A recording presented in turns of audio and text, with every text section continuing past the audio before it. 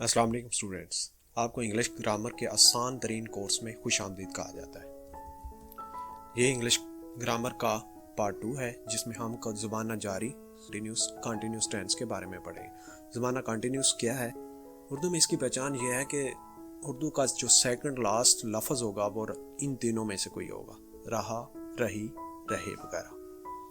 इसका इंग्लिश का फार्मूला है subject plus helping verb plus main verb plus object. ये तमाम इंग्लिश के लिए यही फार्मूला है, लेकिन कंटिन्यूस के हवाले से यहाँ पे दो चीज़ों में तब्दीली आएगी। पहला है हेल्पिंग वर्ब। हेल्पिंग वर्ब जैसा जैसा ज़माना प्रेजेंट होगा उसमें कोई और हेल्पिंग वर्ब होगा, पास्ट होगा तो उसमें कोई और हेल्पिंग वर्ब होगा, फ्यूचर होगा तो उसमें कोई और ज़बान हेल्पिंग वर्ब होगा। जबकि इसमें मेन वर्ब जो है वो थ्रू आउट द सेम तमाम टेंसेस में पास्ट प्रेजेंट फ्यूचर तमाम में तमाम वर्ब की चौथी फॉर्म लगेगी। वर्ब की चौथी फॉर्म कौन सी होती है? वर्ब की पहली फॉर्म के साथ अगर हम ING का इजाफा कर दें तो वो वर्ब की चौथी फॉर्म कहलाती है। और ये थ्रू आउट द टेंसेस तमाम कंटिन्यूस में एक यही फॉर्म चौथी फॉर्म इस्तेमाल होती है। पहचान ये है कि पे आखिरी जो लफ्ज होगा गा गी गे होगा। अगर प्रेजेंट में हूँ है हैं, इन तीन अल्फाज हरूफ में से कोई एक होगा। पास्ट में है तो इन चार अल्फाज में से कोई एक लफ्ज होगा। आखिर पे सबसे जो आखिर पे लफ्ज है वो एक होगा, था, थी, थे, थी वगैरह। जब इनको प्रेजेंट कंटिन्यूस पास्ट कंटिन्यूस बनाया जाएगा तो वो बन जाएगा, उसके आखिर पे आएगा रहा था, रही थे, रहे थे वगैरह। अगर उसको प्रेजेंट कंटिन्यूस बनाया जाए तो वो होगा रहा हूँ, रही है, रहे हैं वगैरह। अगर उसको फ्यूचर के साथ फ्यूचर कंटिन्यूस होगा तो उसके साथ आखिरी होगा लफ्ज़ जो होंगे वो होगा रहा होगा, रही होंगे, रहे होंगे वगैरह। सब्जेक्ट जो है जैसा कि आप पहले पार्ट में एक्सप्लेन किया, सब्जेक्ट हमारे पास दो किस्म के होते हैं, सब्जेक्ट सिंगुलर और सब्जेक्ट प्लूरल। इसमें अगर सिंगुलर जो सब्जेक्ट है उसके लिए और हेल्पिंग वर्ब इस्तेमाल किया जाता है, जबकि प्लूरल का मतलब जमा सब्जेक्ट, जब एक से ज़्यादा सब्जेक्ट हो तो उसके लिए और वर्ब इस्तेमाल किया जाता है। यहाँ पे देखिए पास्ट में जो है, पास्ट में हमारे पास हेल्पिंग वर्ब दो हैं। अगर सब्जेक्ट हमारे पास सिंगुलर है तो हम वाज इस्तेमाल करेंगे, अगर सब्जेक्ट हमारे पास प्लूरल है तो हम वार इस्तेमाल करेंगे। इसी तरह प्रेजेंट कंटिन्यूस में अगर हमारे पास सब्जेक्ट सिंगुलर है तो हम इज इस्तेमाल करेंगे, अगर हमारे पास सब्जेक्ट प्लूरल है तो हम आर इस्तेमाल करेंगे। इसी तरह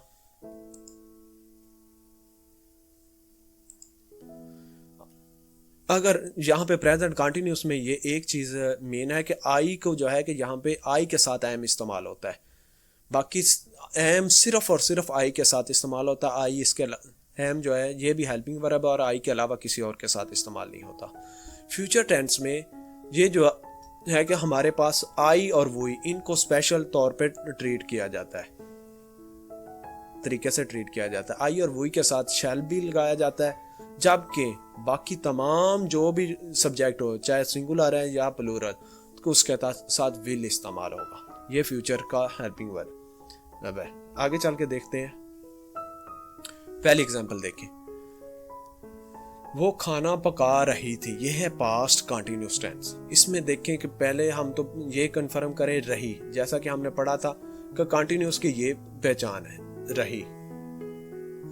इससे हमें पता चल रहा है कि ये कंटिन्यूस का टेंस है। इससे ये हमारा जो आखिरी लफ्ज है ये हमें बता रहा है कि ये पास्ट का है, थी। तो जब यहाँ पे ये देखें सब्जेक्ट क्या है, एक है सिंगुलर, तो सब्जेक्ट सिंगुलर हो तो हमने पढ़ा है कि सब्जेक्ट सिंगुलर हो तो हम उसके साथ वाज इस्तेमाल करते हैं। She was cooking food. यहाँ पे खाना पकाना जो है उसकी इंग्लिश जो है कुकिंग है, कुकिंग, और ऑब्जेक्ट जो है वो फूड है। She was cooking food. ये कुकिंग कुक जो है पहली फॉर्म है और उसके साथ ING का इजाफा किया गया है तो ये वर्ब की चौथी फॉर्म इस्तेमाल। हमने जैसा कि पहले पढ़ा था कि रही होगी तो वो कंटिन्यूस का टेंस है। अब ये इस है से हमें पता चल रहा है कि ये हमारे पास कंटिन्यूस का टेंस है। तो हाँ, कंटिन्यूस हो तो कंटिन्यूस में हमारे पास हमने पढ़ा था हमारे पास दो एग्जांपल हेल्पिंग वर्ब है, इज या इज एम आर।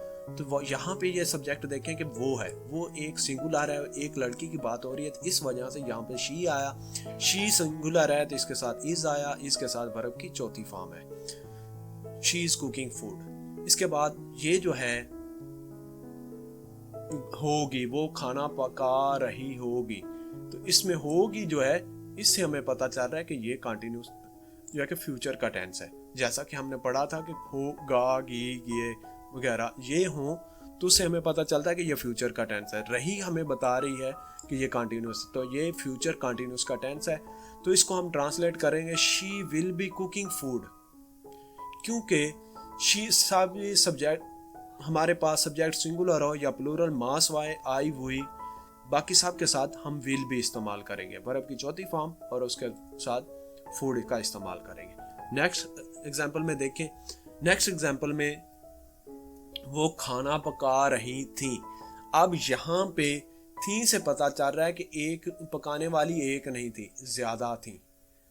तो सब इंग्लिश ग्रामर में जो है कि थी, जब सब्जेक्ट थर्ड पर्सन प्लूरल हो तो उसके साथ हम इस दे का इस्तेमाल करते हैं, दे का इस्तेमाल करते हैं। दे वर कुकिंग फूड, वो खाना पका रही थी, वो खाना पका रही हैं से हमें पता चल रहा है, इस है से हमें पता चल रहा है कि ये प्रेजेंट का है। तो प्रेजेंट में है से ये भी हमें पता चल रहा है कि सब्जेक्ट प्लूरल है। तो जब प्रेजेंट कंटिन्यूस में सब्जेक्ट प्लूरल हो तो हम उसके साथ आर इस्तेमाल करते हैं। They are cooking food, they are cooking food. यहाँ पे भी वर्ब की चौथी फॉर्म है, या कुक जो है वर्ब की पहली फॉर्म है और आईएनजी का इजाफा किया है। वो खाना पका रही होंगी, यहाँ पे गी जो है, ये वाला गी, ये बता रहा है कि ये फ्यूचर का टेंस है। रही होंगी, रही से हमें पता चल रहा है कि कंटिन्यूस है। They will be cooking food, जैसा कि हमने पढ़ा कि ये यहाँ पे अगर आई हुई के अलावा बाकी सब के साथ हम जो है कि विल इस्तेमाल करते हैं। नेक्स्ट तीसरी एग्जांपल देखें जिसमें आई और वुई का इस्तेमाल किया गया है। मैं अपना काम कर रहा था से पता चल रहा है कि ये पास्ट का टेंस है। रहा से पता चल रहा है कि ये कंटिन्यूस टेंस है। तो कंटिन्यूस का हमने पढ़ा था कि सब्जेक्ट के बाद हेल्पिंग वर्ब सब्जेक्ट आई के साथ वाज आता है, ठीक है। और वर्ब जो मेन वर्ब जो है वो हमारे पास डू है, डू के साथ यहाँ पे कंटिन्यूस में हम डू के साथ पहली वर्ब की पहली फॉर्म के साथ आईएनजी का इजाफा करते हैं। तो उसके बाद ऑब्जेक्टिव लिखते हैं, I was doing my work. Next, मैं अपना काम कर रहा हूँ, मैं अपना काम कर रहा हूँ से हमें पता चल रहा है कि सब्जेक्ट सिंगुलर है, एक बंदा बात कर रहा है, तो उसका जो जवाब है उसको आई के मैं की जो इंग्लिश है वो आई होती है। तो इंग्लिश प्रेजेंट कंटिन्यूस में आई के साथ एम का इस्तेमाल किया जाता है। डूइंग वर्ब की चौथी फॉर्म है, डू के साथ आईएनजी का इजाफा किया गया है। माई वर्क ये ऑब्जेक्ट है। फ्यूचर कंटिन्यूस में we shall be doing our work, हम अपना काम कर रहे होंगे, हम अपना काम कर रहे होंगे। गे फिर दोबारा गे से हमें पता चल गया। वी के साथ हमने पढ़ा था कि वी के साथ हम शैल इस्तेमाल करें, वी और आई के साथ हम जो है कि आई शैल इस्तेमाल करते हैं। तो आई वी के साथ साथ शैल, बाकी सब के साथ विल इस्तेमाल करते हैं। We shall be doing our work. यहाँ तक ये सब था कंटिन्यूस के मुताल्लिक़। अभी तक आपका कोई क्वेश्चन रहा हो, आपको वीडियो अच्छी लगी हो, तो बराए मेहरबानी इस चैनल को सब्सक्राइब करें और अपने दूसरे साथियों इसको शेयर करें ताकि उनके शेयर करने से प्यार बढ़ता है। Thank you so much. मिलते हैं नेक्स्ट लेक्चर में, तब तक के लिए अल्लाह हाफिज़।